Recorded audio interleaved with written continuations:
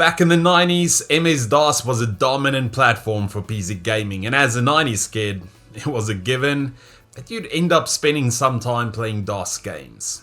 Man, it was such a cool time in gaming. Yes, I might have been a bit too young in the early 90s, but that didn't stop me from jamming a number of the DOS gaming classics in the late 90s and early 2000s, and honestly, even still to this day.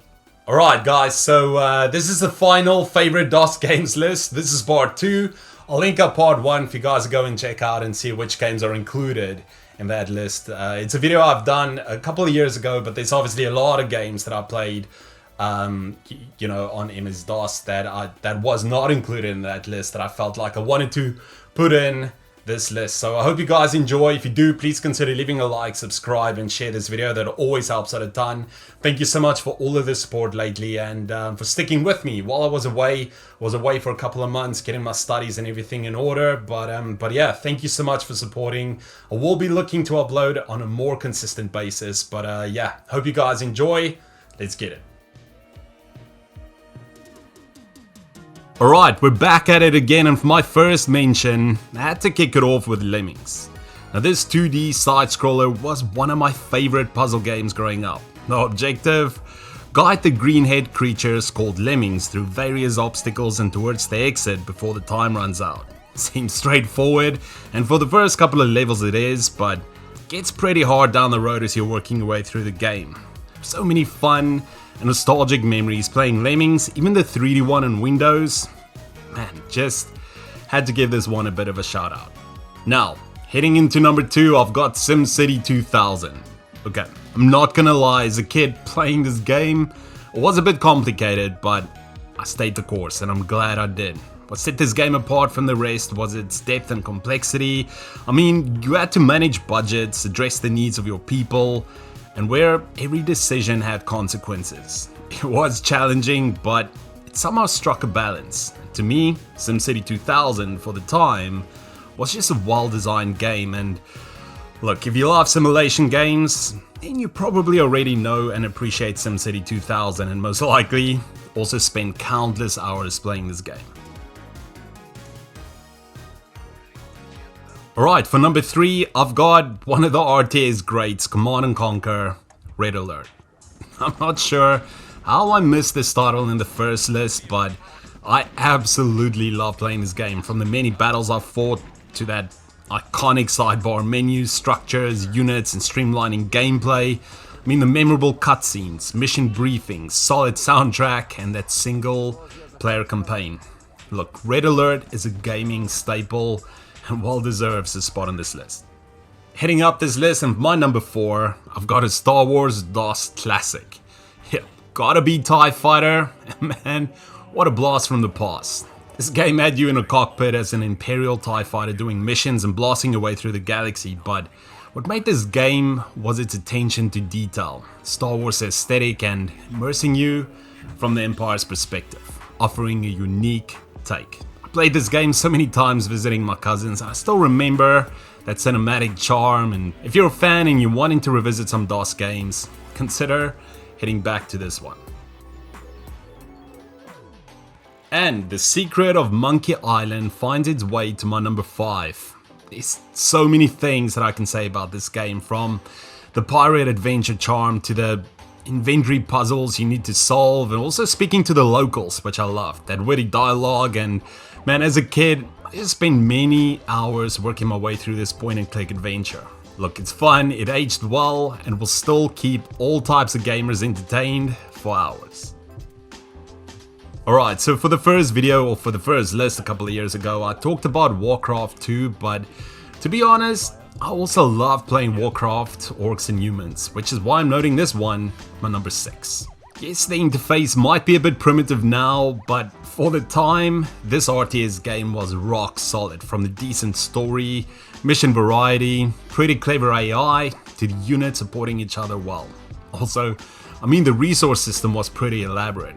Look, I've always loved Warcraft, so it's only natural for me to give this one its flowers, and you know, this is where it all started.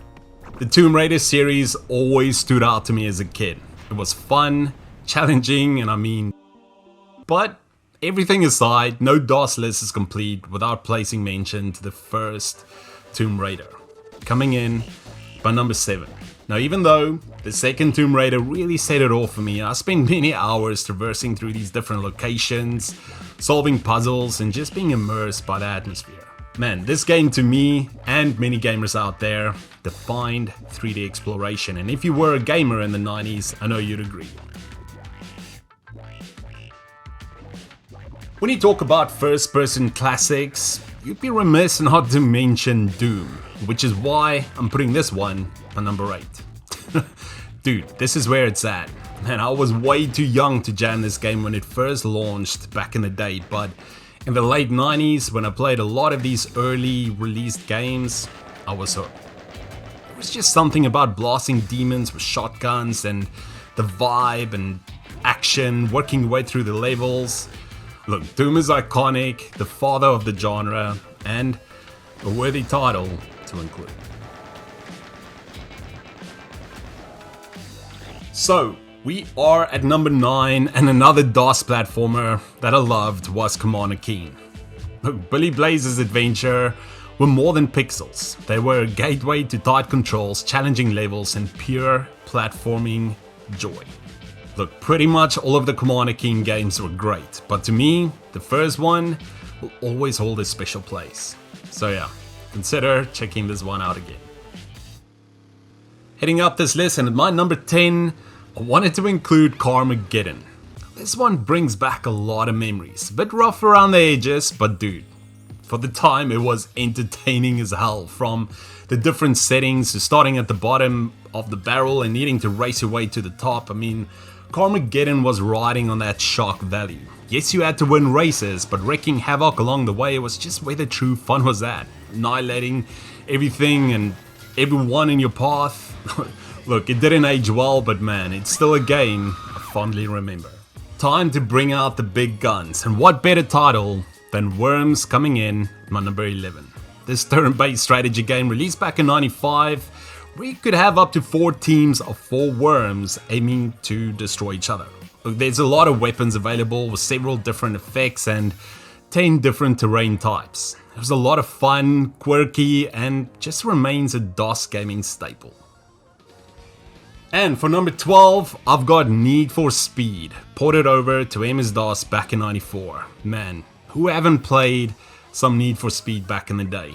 In this game, you can choose a number of different cars, where you'd be able to unlock additional vehicles as you're winning tournaments, and also so many different tracks, and each with its own unique environment. For the time, this racing sim were making waves, with 4 different race modes, fast-paced races, vehicles and track variety, fun gameplay, and the start of many successful games in the franchise.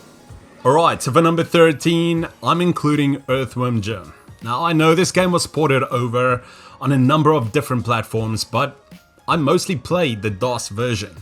Now, this cool 2D side-scroller also had some run and gun action where your job was to navigate Jim through the different levels, dodging obstacles, dealing with enemies, and even use your head as a whip. Man, this game had charm, with a lot of variety in enemies and boss battles. It was just fun, witty, and overall, just left a lasting impression on me as a gamer. Man, I've spent so many times at the arcades, playing a number of classic titles such as The House of the Dead, Time Crisis, Virtual Cop 2, Street Fighter 2, and of course, The Simpsons Arcade, which I'm also placing at my number 14. Dude, I love playing this beat 'em up. The memories, being able to get it on my PC, and the fact that you could play as each of the 4 Simpsons characters. It was such a fun title where you could use different weapons such as hammers, bowling balls, head down to the different levels, the colorful graphics, the background music, and just the overall gaming experience. And if you're looking for a bit of nostalgia, consider heading back to this one. Alright gamers, we've made it to the final game on this list, and for my number 15, what else but the classic third-person shooter, MDK. In this game, you'll be playing as Kurt, who gets kidnapped by the mad scientist Dr. Hawkins, and is basically forced to save the world. Kurt's mission is to take out the mine crawlers. We all need different things to finish these aliens off. fitted with a combat suit and a gun, you'd be ready to go about that business. Look, MDK was awesome. It ran smoothly and just had a sharp sense of humor. It's a cool game, and one I'm happy to finish up this list with.